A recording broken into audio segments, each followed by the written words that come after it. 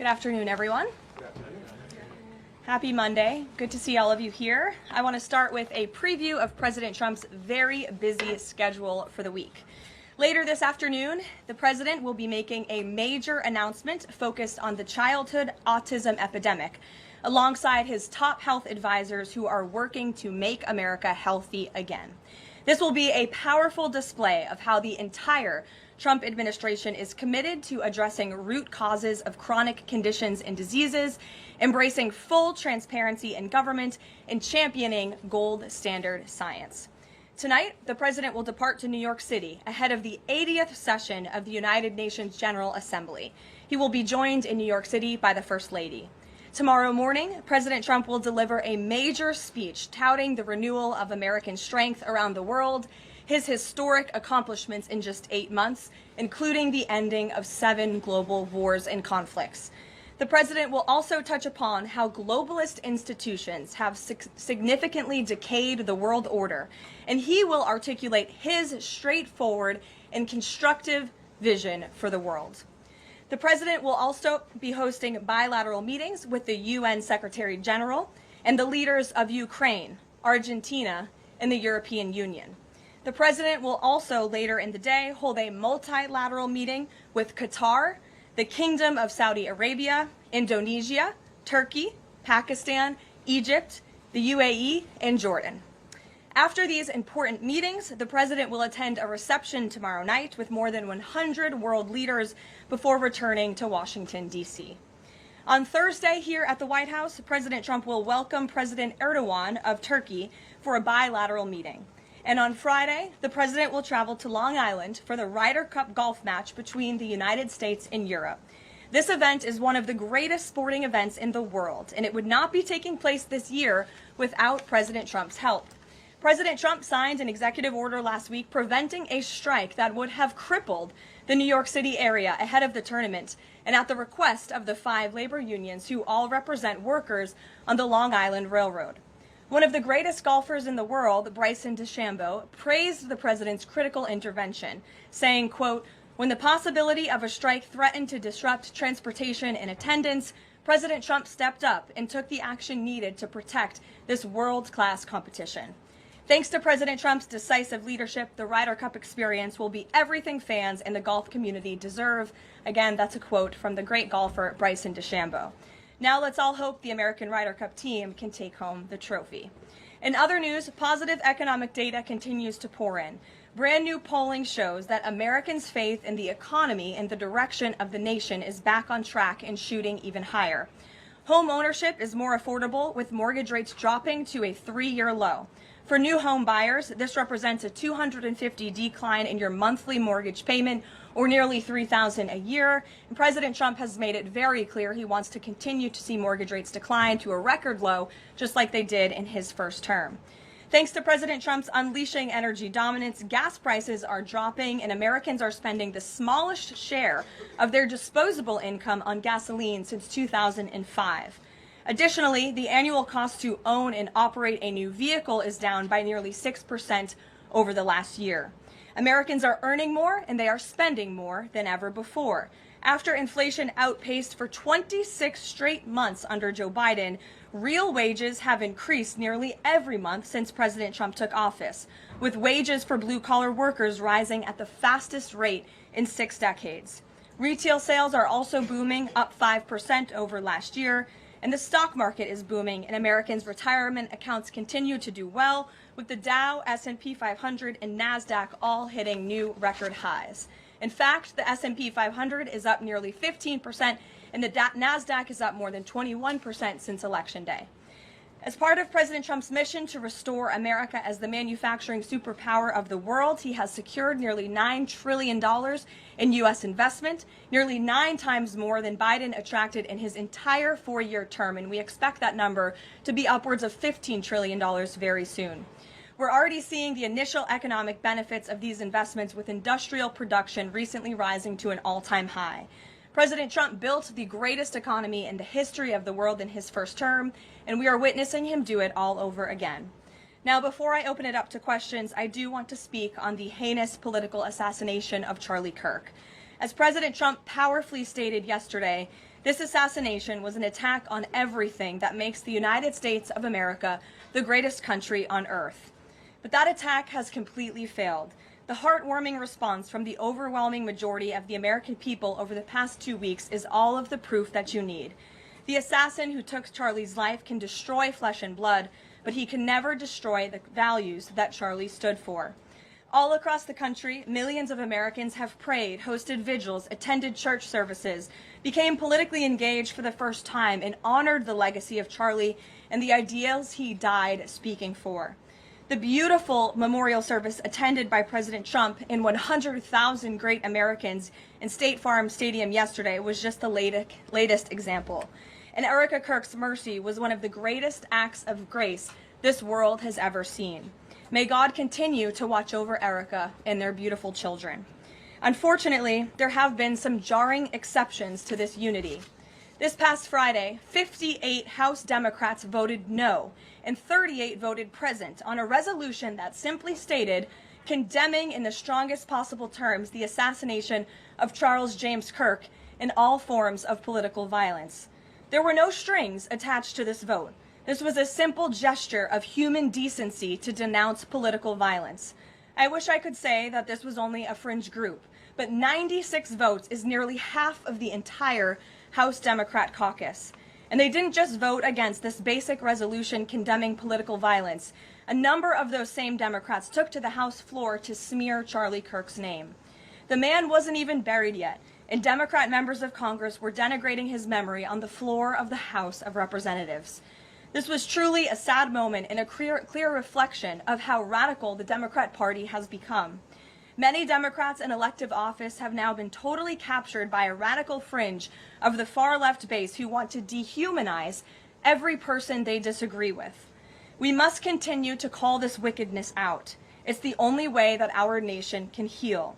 For too long, past leaders have offered platitudes while political violence has been allowed to fester and harm innocent Americans. There has been coordinated campaigns dating back years, spearheaded by radical left-wing organizations centered on dehumanizing, intimidating, doxing, and even attacking Americans whom they disagree with. These groups have radicalized impressionable individuals to foment violence. An attempted transgender assassin traveled to Justice Brett Kavanaugh's family home with plans to end his life. An attempted assassin came within an inch of ending President Trump's life in Butler, Pennsylvania, and on the campaign trail, another attempted assassin tried to kill the president at his golf club in Florida. A left-wing assassin shot United Healthcare CEO Brian Thompson right in the back in the heart of New York City. ICE agents are facing a more than 1,000% increase in assaults for simply doing their jobs. Violent radical left-wing mobs engaged in illegal behavior, targeted Jewish Americans, and shut down America's college campuses under the previous administration. Left-wing mobs burned down Tesla dealerships out of, quote, protest of Elon Musk and his policies.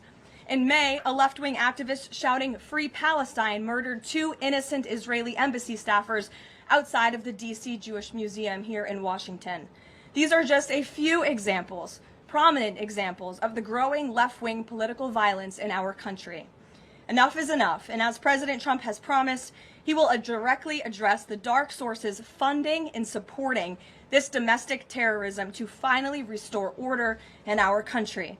The American people can expect further, very strong action on this very soon. Everyone, Republican, Democrat, everyone in between, we all deserve to live in a country where we do not have to fear for our lives simply for stating what we believe in.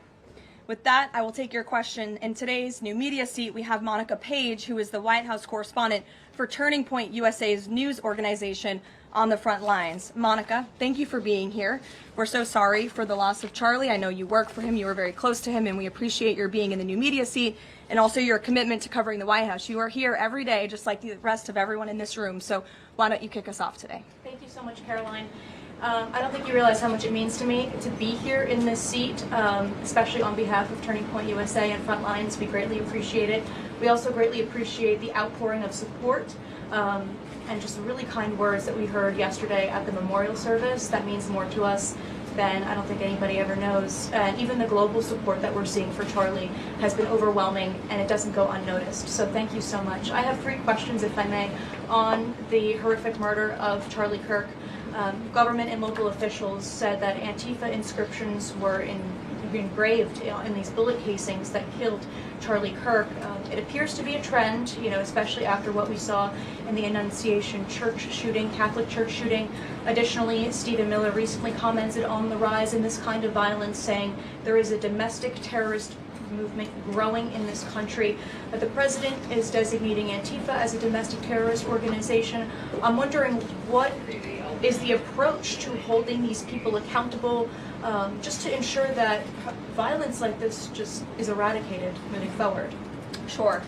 Well, Antifa is going to be designated a domestic terrorist organization. The president intends to sign that executive order very soon, as soon as it's drafted, as soon as today, later this afternoon. And this is something the president campaigned on, because we have seen a rise in violence perpetuated by Antifa radical people across this country who subscribe to this group. And unfortunately, it's gone widely uncovered by many in the legacy media. It also went completely ignored by the previous administration. Not anymore. Not only, as you mentioned, were the bullet casings subscribed with Antifa mottos, if you will, in the heinous assassination of Charlie, but there have also been more examples than I could read off for you here in this briefing room today of violence from Antifa. I will just read a few. In July 2025, several members of an Antifa cell ambushed and opened fire on officers at an ICE facility in Alvarado, Texas, shooting one officer in the neck. Also in July 2025, 3 Antifa members were charged with assaulting a police officer during a violent riot outside an ICE facility in Portland, which for weeks prior had been under siege from the local Antifa terror cell. In February 2024, a transgender Antifa terrorist detonated an explosive device outside of the office of the Republican Attorney General of Alabama. In July 2023, Antifa members linked to abortionist group Jane's Revenge firebombed pro-life facilities and vandalized churches. In January 2022, a suspected Antifa member was arrested for bringing a pipe bomb to a pro-Trump event. In January 2021, an Antifa supporter threatened to shoot police officers and Trump supporters outside of the Florida State Capitol building. Again, I could continue to list many more examples for those in the room who don't believe this is a serious threat to American safety and our national security, but this administration knows that it is. That's why the president will be signing this order. And we will also be, most importantly, looking at who is funding Antifa and who is funding these other violent left-wing groups that we've seen perpetuate so much crime and mayhem across our country. Thank you. And Charlie Kirk died exercising his First Amendment right, willingly debating, conversing with everybody and anybody. That was what he did. So what message does this White House have now to all Americans who feel like they are too afraid to express their beliefs, their values, their morals in the wake of such horrific violence? I think the president has answered this, and I will leave it to his response, Monica, where he so beautifully said, we have to keep fighting. We have to keep speaking up. We have to keep speaking our mind. I know that's what Charlie would want us to do, and we have a right to free speech in this country. The president supports it. It is protected by our beautiful Constitution, and Americans should not cower in fear. They should rise up in courage to continue speaking the truth. And to end on a lighter note, Karoline, I'd love to know what your favorite memory of Charlie is. Sure. Charlie was a great guy, and he was, of course, a very influential person in the conservative movement, in the MAGA movement. He was so helpful to the president during the campaign and to all of us who worked on that campaign, that historic campaign. I myself had many great memories going on Charlie's amazing podcast and his show. He was always willing to text people with words of encouragement. In fact, my last text exchange with him was the day before he died. And he was asking for my husband and I's address to send a children's book to our son.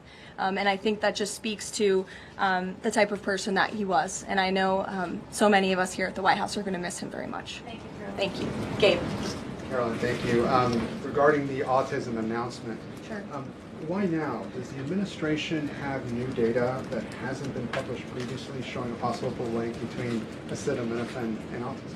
I know there's been many reports about what this announcement at 4 o'clock will be, Gabe. The president is very excited about this, so I don't want to scoop the president of the United States and our Secretary of Health and Human Services, but what I can assure you is that Robert F. Kennedy and the incredible health team that this president has put together are really viewing things in a much different lens. And they are paying attention to studies and the gold standard of science and research that many in this city for far too long have turned a blind eye to. So I think Americans are going to be enlightened and proud of what they hear later this afternoon, but I won't get ahead of the president on exactly what that announcement entails. On a different topic, going back to the president's social media post from over the weekend regarding the DOJ and his seeming frustration that they hadn't taken action quickly enough.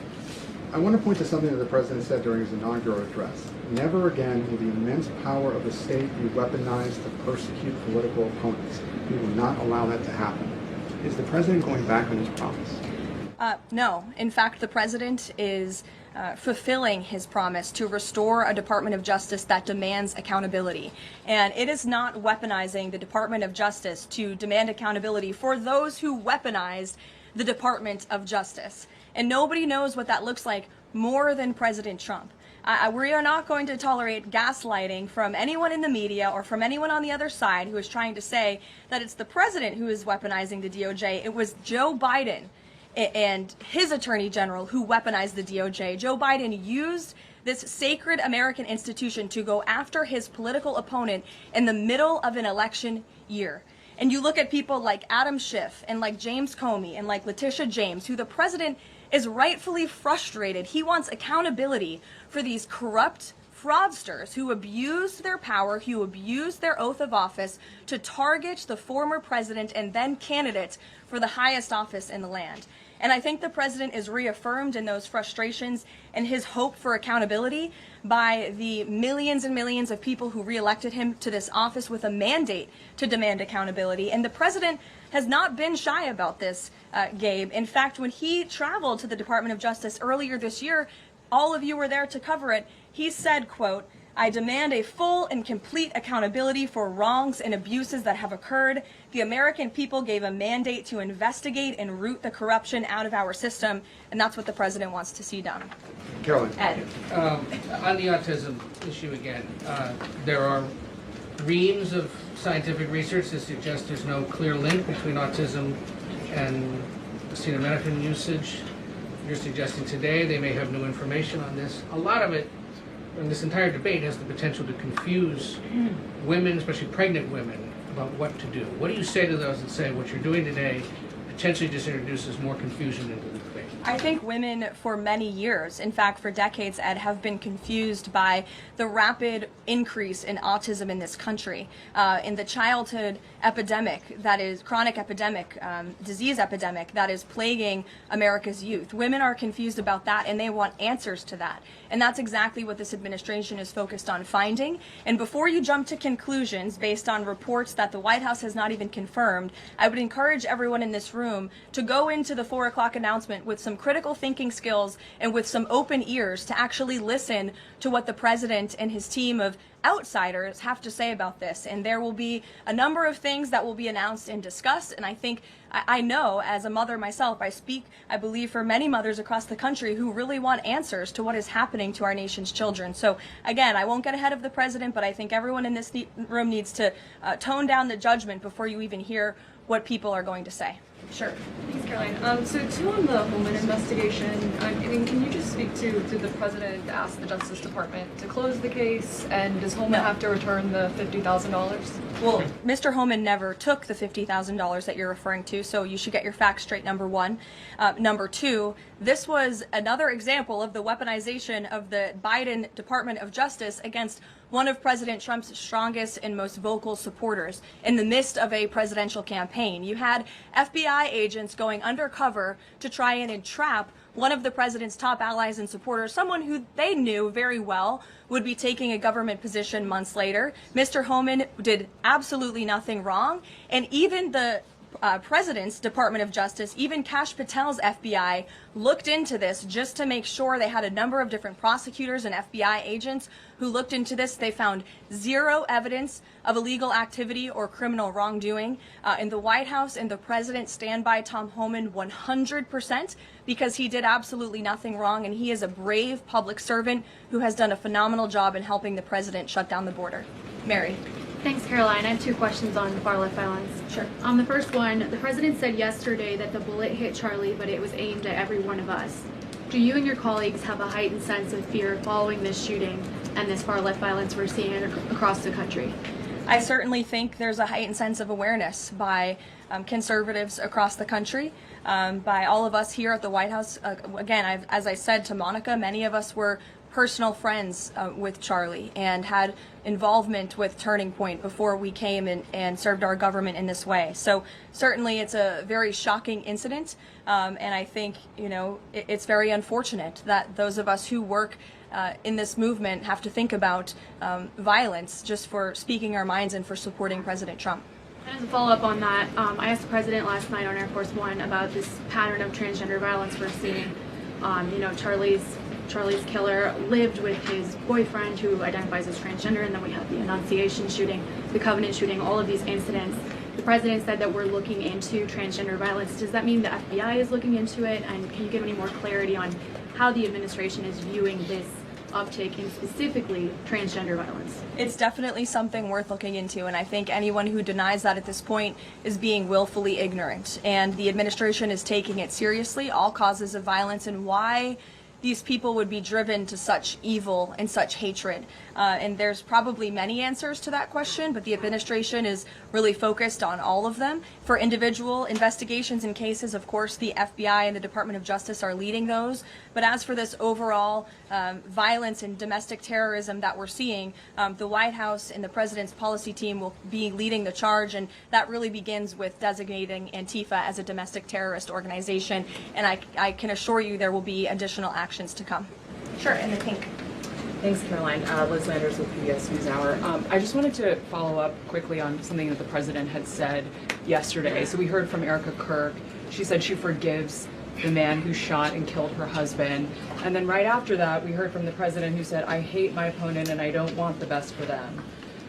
How does that square with bringing down the temperature of political violence in this country? And then, if I could, I had a follow-up on Venezuela, too. Look, the president is authentically himself. I think that's why millions of Americans across the country love him and support him, including Erica Kirk, who you saw so beautifully was on stage with the president in an unthinkable moment, in the midst of an unthinkable tragedy, and was leaning on the president for support during that time. And he was there to give it to her, as well as the vice president and many other top-ranking cabinet officials. Kayla. Thanks, Caroline. On TikTok, the deal. How much is the deal? And if you can't give an exact number to how much the deal is, when can we expect to learn how much the deal is being valued at? And then separately, who are the members involved in the deal? Like, can you share any more details there? So I don't have a specific number for you, nor am I going to confirm the specific individuals and entities in the deal, Kayla, but I do have several details I'm happy to run through for all of you, and the president will be signing the deal, the official deal, later this week at some point.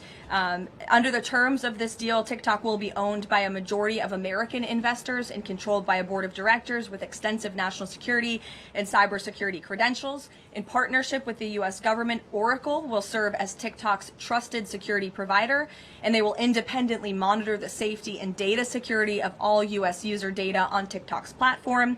Americans' data will be stored securely in the United States without access from China. All U.S. user data will be stored on servers operated by Oracle in the United States, protected from surveillance or interference by foreign adversaries. And the algorithm, I know this is a question many of you have had, will be secured, retrained, and operated in the United States outside of ByteDance's control. And TikTok will remain globally interoperable, meaning TikTok users in the U.S. will be able to see videos posted by users in other countries and vice versa. While I don't have a number on the specific deal, we do expect that thanks to the president's leadership and the securement of this historic deal, businesses using TikTok will generate as much as $178 billion in economic activity within the U.S. over the next 4 years. So this is great news, not just for the millions of American youth who use TikTok. Their data will be safe and secure with this new deal. They'll continue to use this very fun app. But it's also great news for all of the small business owners who have really been able to make a living off of the use of TikTok as well. And if I could just get one more as it relates to China, on crop prices with farmers, as there's still no official trade deal with China, farmers are getting a little bit antsy navigating, prices being weak and not strong. How is the administration, thinking about farmers right now? Is there anything we can expect to see from the administration on, sort of bailing farmers out should prices continue to not work in their favor? Well, the administration is completely understands the anxiety of farmers. We're very much aware of this issue. It has been a part of our discussions, the trade team's discussions with their Chinese counterparts. As for any specific actions, I don't have any news on that for you today, but I can fully assure you the entire National Economic Council in this building, as well as our Secretary of Agriculture, Brooke Rollins, have been talking with the trade team about this. There's been many meetings on this, and they are on the ball, but I don't have anything specific for you today. Sure, Selena. Thanks, Caroline. But the case against Letitia James was extensively investigated for 5 months, and President Trump's handpicked Attorney General Eric Siebert could not find any evidence that he committed a crime. So is the president saying here it doesn't matter if there's a crime, he just wants his political enemies to be charged? Well, let me just walk you through Letitia James. Letitia James completely abused her oath of office. Letitia James was actively and openly engaged in lawfare. You talk about weaponizing the Department of Justice. What was Letitia James's campaign slogan? It was prosecute Donald Trump. She was saying she was going to prosecute Donald Trump before she even knew if Donald Trump committed a crime, which of course we did not.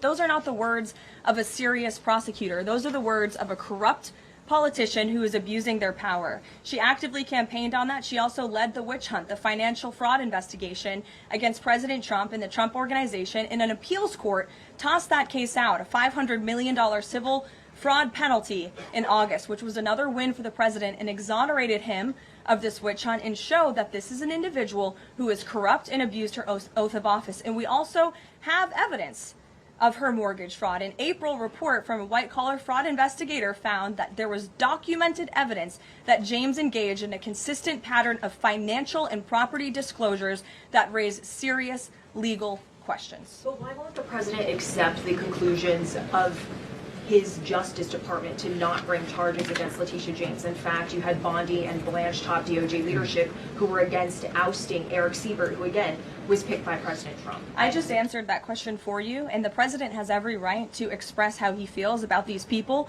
who literally campaigned on trying to put him in jail, who literally tried to ruin his life and ruin his businesses, and he wants to see accountability for those who abuse their office and abuse their power. And Letitia James absolutely did that, whether you want to admit it or not. Is that not retribution, though? Jeff, it's accountability. Thanks, Jeff. Caroline. 2 foreign policy questions. President Putin has offered President Trump a 1-year extension of the most recent treaty limiting nuclear weapons. Does the White House have a reaction to that? Does the president want to accept that offer?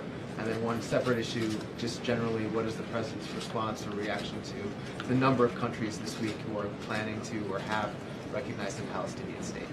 2 great questions, Jeff. To your first question about Russia, the president is aware of this offer extended by President Putin, and I'll let him comment on it later. I think it sounds pretty good, but he wants to make some comments on that himself, and I will let him do that. As for all of these Western nations that are recognizing a Palestinian state, the president has been very clear. He disagrees with this decision.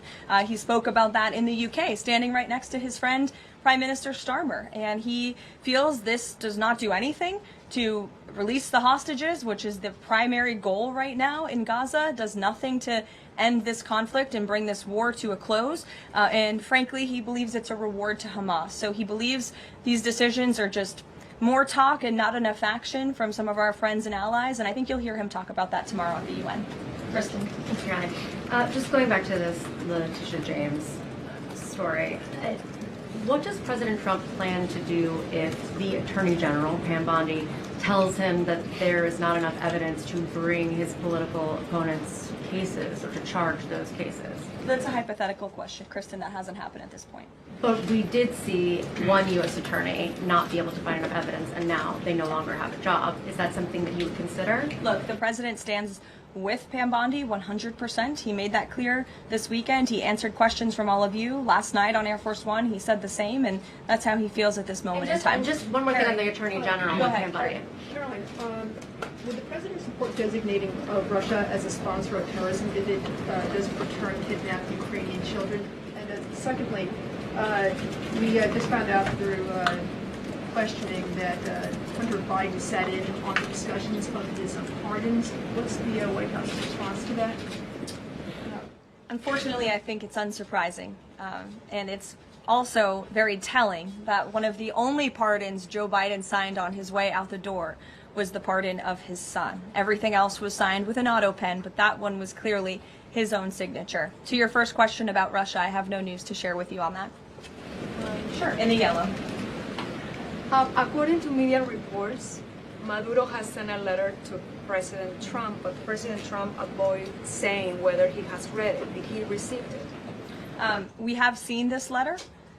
Frankly, I think there were a lot of lies that were repeated by Maduro in that letter, and the administration's position on Venezuela has not changed. We view the Maduro regime as illegitimate, and the president has clearly shown that he's willing to use any and all means necessary to stop the illegal trafficking of deadly drugs from the Venezuelan regime into the United States of America. Context of the letter? Gilbert, go ahead. The admin. To you and then go ahead. Sure. Thank you, Caroline. Whitline with Borderhawk News. The admin has openly discussed taking legal action against officials in sanctuary jurisdictions.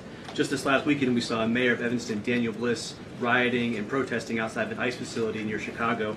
Are there plans to start arresting sanctuary mayors or governors going forwards? Unless they commit a crime, I don't see them being arrested. But if they are violating federal law, if they are violating state law, then of course they should be arrested by state and local law enforcement. If they're violating federal law, then they can expect the consequences of that behavior. Nick. Thank you, Caroline. Would the president like to see Congress pass a national holiday honoring Charlie Kirk annually? That's an interesting question. I'm sure he wouldn't oppose such a thing. But you can pose that to him yourself next time you get the chance. Sure thing. And to follow up, too, I know the president is honoring Charlie with the Presidential Medal of Freedom. Is there anything else that we don't know of in the works to honor Charlie? Not at this time, but we do look forward to that Medal of Freedom ceremony very soon. Daniel. Thanks, Caroline. This past Friday, Adam Schiff, Tim Kaine, they introduced a resolution on Capitol Hill aimed at stopping the successful kinetic strikes against narco-terrorists in the Caribbean Sea. What does a move like this, what type of message does it send to families, specifically families who have suffered at the hands of deadly narco drugs like these? I definitely think it sends the wrong message. We wish that Democrats would get on board with a very simple idea of ending drug trafficking and securing our homeland. And I saw a report this morning that the Dominican Republic actually helped us seize a boat that was on its way from Venezuela to the United States of America with lots of deadly drugs on board. And so if you actually hear from Caribbean nations in the region, they are thankful and grateful for the administration's efforts, and they're working alongside us to end this plague of drug trafficking through their seas. Sure, Karen. Over the weekend, Democratic leaders Chuck Schumer and Hakeem Jeffries sent a letter to the White House asking for a meeting with the president to talk about government funding. Has the White House responded to that letter, and will the president sit down with them to talk about this, given that deadline is now 8 days away? Discussions are ongoing with both Republican and Democratic members of Capitol Hill. I don't have any meetings or any scheduling updates for you today, but what I will share is that what this White House wants and what Republicans want. We want a clean funding extension to keep the government open. That's all we're advocating for, a simple, clean budget extension, a straightforward, responsible solution to keep the government open to November 21st and allow the full year appropriations process to move forward. And I will add, this is the same budget that the Democrats approved 6 months ago, just adjusted for inflation. And unfortunately, all of a sudden now, they want to shut down the government. And if the government is shut down, it's only going to, it will be the fault of the Democrats, and it will only hurt the most vulnerable in our country, our seniors, our veterans, our military families, and increasing security for members of Congress, which is something this White House and the administration supports. And if you look back at the statements made by Chuck Schumer and Hakeem Jeffries in the past, they too have advocated against a shutdown and for keeping the government open. Democrat Chuck Schumer himself said a shutdown would mean chaos and pain and needless heartache for the American people. He said once, avoiding a shutdown is very good news for the country, for our veterans, for parents and children, for farmers, and for small businesses. Hakeem Jeffries also said it's about the harm. Families will be hurt if there is a government shutdown. Farmers will be hurt. Holiday travel will be impacted. Democrats clearly know what the right thing to do is here. It's to join with Republicans to pass this clean funding extension. That's what the White House and the president wants. And with that, we will see you all at 4 o'clock for this big announcement later on. Thanks, guys.